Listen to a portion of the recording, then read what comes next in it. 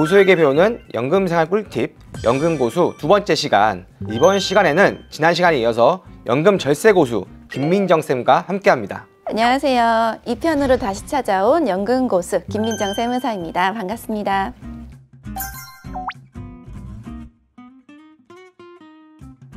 지난 시간에 이어서 저희 연금투자 3단계 어디까지 얘기를 하셨죠? 지난 시간 용용 박사님이었는데 이번 시간은 찐 박사님, 호호 박사님 호호 박사입니다. 오셨는데요.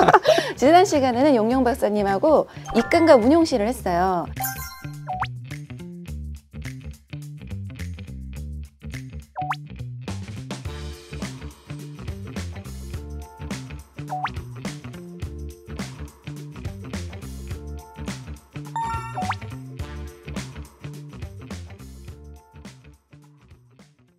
이번 시간은 이제 가장 어렵고 중요한 수령실을 다뤄볼 예정이에요. 이게 수령할 시점이 결국에는 실제로 세금이 납부되게 되는 가장 중요한 시점이겠네요. 맞죠. 어렵습니다. 그래서 실제로 고객님들이 인출시 과세를 제일 어려워하세요. 인출시 과세를 차근차근 풀어보도록 하겠습니다. 자, 이제 수령 단계에서는 따져봐야 할 게 되게 많지 않습니까? 가장 중요한 게 연금으로 수령할 때 과세는 어떻게 되는 건가요? 우리 지난 시간에는 세액공제 목적으로 저축한 금액 위주로 얘기를 했어요. 근데 연금계좌에는 내가 저축한 금액뿐만 아니라 퇴직금도 연금계좌로 받아서 절세 인출이 가능합니다.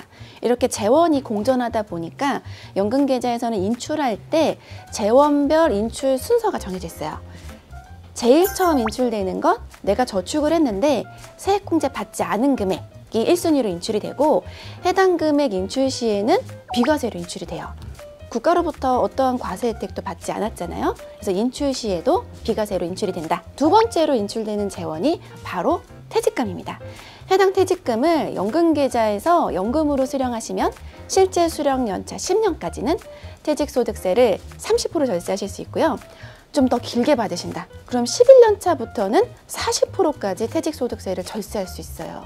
연금으로 수령하지 않는다면 페널티는 없지만 절세는 받으실 수 없습니다. 그 다음은 운용수익이 인출이 되는데요. 연금으로 수령하셔야 5.5에서 3.3%의 낮은 연금소득세만 납부하고 인출이 가능한데, 연금으로 수령하지 않는다면 16.5%의 기타소득세를 납부하고 인출하셔야 돼요. 여기서 주의할 점은 세액공제 받은 금액과 운용수익으로 연금 수령하실 때는요, 연간 1,500만 원을 관리해 주셔야 돼요.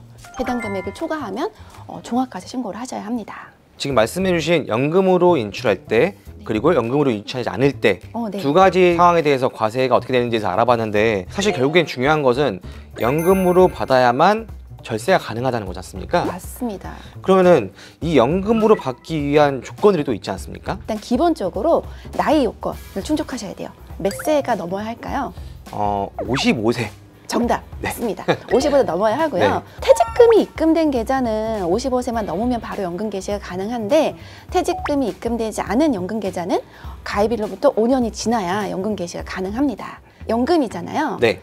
몇 년 수령해야 할까요? 10년이 되게 중요한 것 같아요. 맞습니다. 현재 세법 기준으로 10년으로 연금 수령하셔야 해요. 자, 그런데 55세 이후 이제 퇴직금이 들어갔다고 가정해보면 10년간 연금 수령한다고 하잖아요. 퇴직금 3억을 받았어요.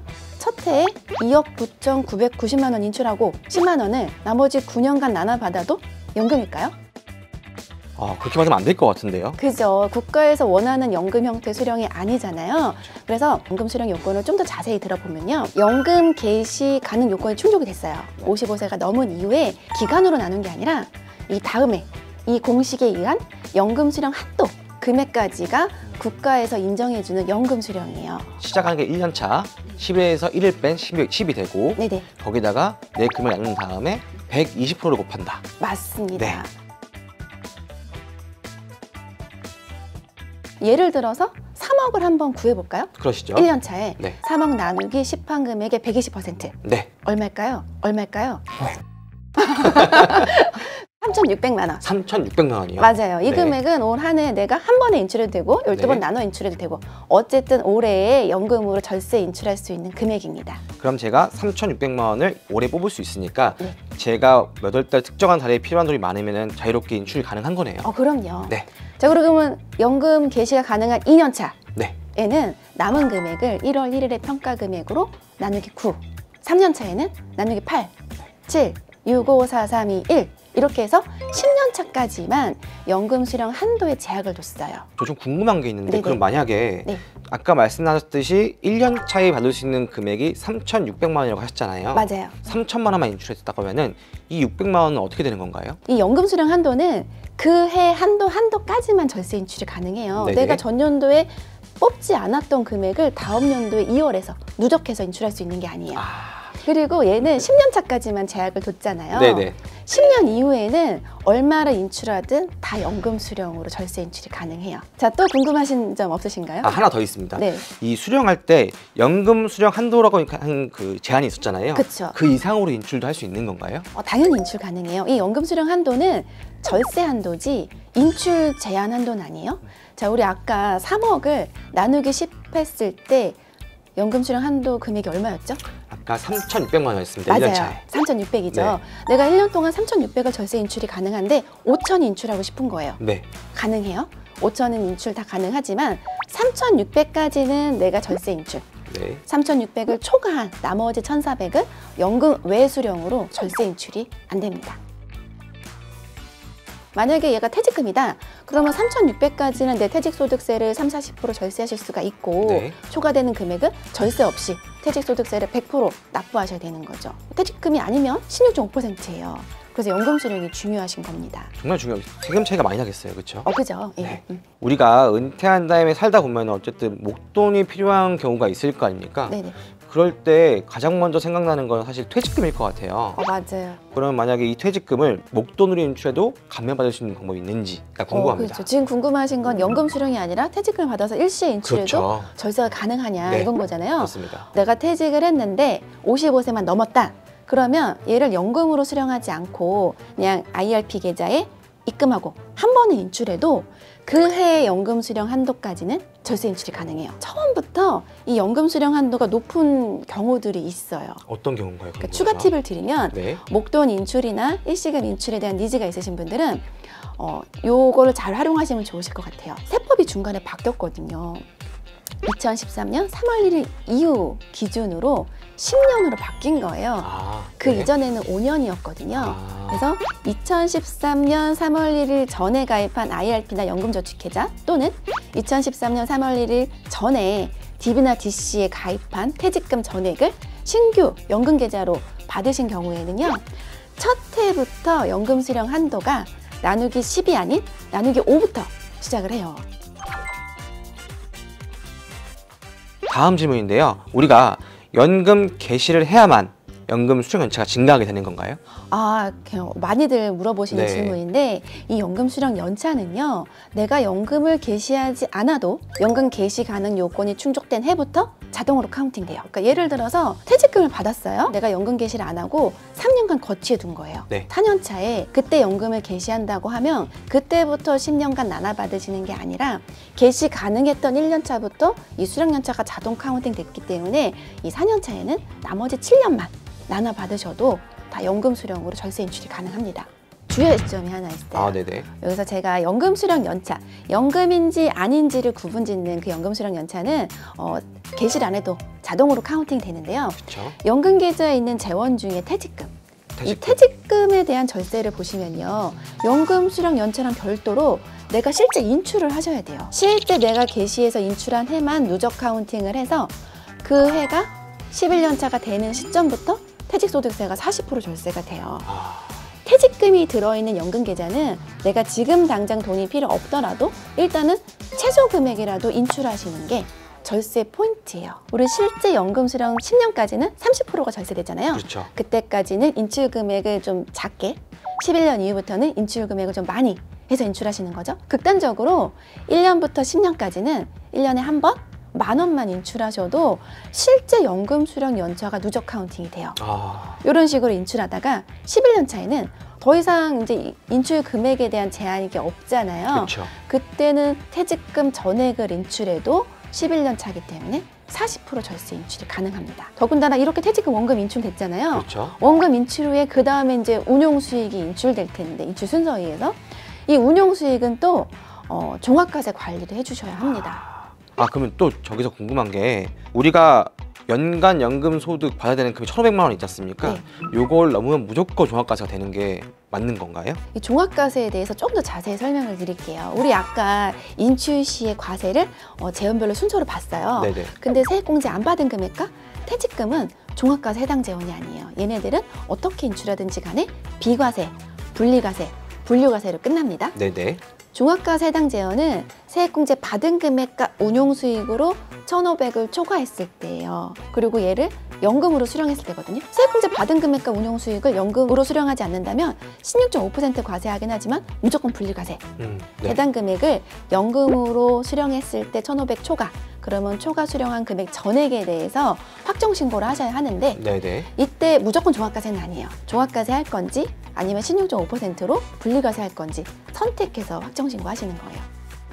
1,500만 원 이하로 받는 게 무조건 좋은 건가요? 근데 사실 은퇴 이후에 1,500만 원이 그렇게 큰 돈이 아니실 수 있어요. 더 필요하실 수도 있거든요. 그 금액 이상 인출하실 수도 있어요. 네네. 이렇게 인출하게 되면 종합과세가 된다고 해서 실효세율이 확 높아지진 않아요. 일정 금액까지는 실효세율이 16.5%가 안 넘잖아요. 금액이 이렇게 많지 않으면 16.5% 하지 말고 종합과세 하시고, 근데 실효세율이 16.5%가 넘으면 그때 이제 16.5%로 분리과세 선택하시면 돼요. 그리고 실제로 살다 보면은 연금 소득 말고 뭐 임대 소득 아니면 뭐 배당 소득 이런 것들이 있을 수도 있잖아요. 맞아요. 그런 것들을 통합적으로 사실 계산해 보고 관리해야 할 텐데 이때 그 관리를 어떻게 하는 게 좋을까요? 다른 소득이 많다, 다른 소득이 있다고 하시면 이 사적연금 소득은 1,500만 원 관리해 주시는 게 좋아요. 근데 은퇴 이후에 연금 계좌들이 여러 개 있잖아요. 그렇죠. 그래서 종합과세 관리 측면에서는 내가 재직 기간 중에 세액공제 목적으로 저축했던 금액이 들어가 있는 계좌하고 그렇죠. 퇴직금을 받는 계좌하고 분리 관리하시는 게 조금 더 효율적이실 수 있어요. 어떻게 효율적으로 관리할 수 있을까요? 퇴직금이 어느 정도 일정 금액 이상 된다 그러면 분리를 하시고 병렬로 수령하시는 거죠. 인출하실 때 퇴직금이 안 들어있는 계좌는 연간 인출 금액을 1,500만 원 맞춰서 인출하시는 거예요. 나머지 필요 금액은 이 퇴직금이 들어가 있는 계좌에서 인출을 하시는 거예요. 이렇게 쭉 인출을 하시면 퇴직금 인출 후반부에 나오는 운용수익하고 얘하고 만나지가 않죠. 그렇죠. 종합과세 대상 금액을 앞뒤로 분산하실 수가 있기 때문에 조금 더 관리가 효율적으로 하실 수가 있어요. 아, 이것도 사실 진짜 궁금했었는데 네, 종합과세 대상자가 됐어요. 네네. 그럼 이것 때문에 건강보험도 같이 올라가게 되는지 이거 되게 궁금했거든요. 아, 맞아요. 제가 전편에서도 이야기를 드렸는데 이 사적연금계좌, 연금저축계좌와 IRP에서 인출하는 소득은 건보료 대상 소득이 아니에요. 네. 여기서 인출했는데 1,500이 초과가 돼서 종합과세 신고를 했어요. 네. 그래도 건강보험료에 포함되지 않습니다.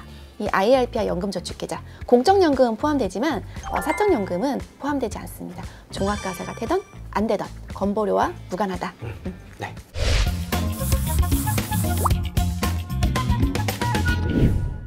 지금까지 수령 시 과세와 중요한 팁들 같이 살펴봤어요. 근데 전 시간에선 용용 박사님께서 운용 시 투자할 만한 상품을 추천해 주셨거든요. 인출 시에도 투자할 만한 상품을 혹시 추천해 주실 수 있으신지. 용용 박사님이 말씀해 주셨던 이 TDF라는 상품은 네. 납입과 운용뿐만 아니라 인출에도 적합한 상품입니다. 인출 시에도요? 네, 왜냐하면은 납입과 운용할 때는 사실 은퇴 시기가 조금 오래 남았잖아요. 네. 그러니까 좀 더 공격적인 투자를 하다가 인출 시점, 우리가 인퇴 시점이 다가오게 되면서 자동으로 위험한 공격 투자를 방어적인 투자로 바꿔주는 역할을 그 펀드 ETF 내에서 수행을 하거든요. 그렇기 때문에 인출 시점에서도 이 TDF라는 상품은 충분히 적합하다고 말씀드릴 수가 있을 것 같고, 삼성 한국형 TDF 네. 그리고 코덱스 TDF 코덱스. 두 가지 상품을 이제 말씀드렸었습니다. 근데 만약에 또 인출기에 좀 더 적합한 상품이 또 있을까라고 질문을 해주신다면은 인출기 때는 사실 돈을 납입하는 게 아니라 계속 빼쓰기만 해야 되는 거잖아요, 그렇죠? 인컴을 발생시킬 만한 어떠한 투자는 필요하다고 생각이 되거든요. 그렇기 때문에 이 인컴에 투자를 맞춘다면 저는 코덱스 미국 배당 다우존스 ETF를 추천드리고 싶고, 배당을 주로 주는 상품들이. 그렇죠. 좀 장기 투자보다는 바로바로 인컴이 나왔으면 좋겠다라고 생각되신다면은 이 미국 배당 다우존스 외에도 코덱스 미국 배당 다우존스 타겟 커버드 콜이라는 ETF가 있습니다.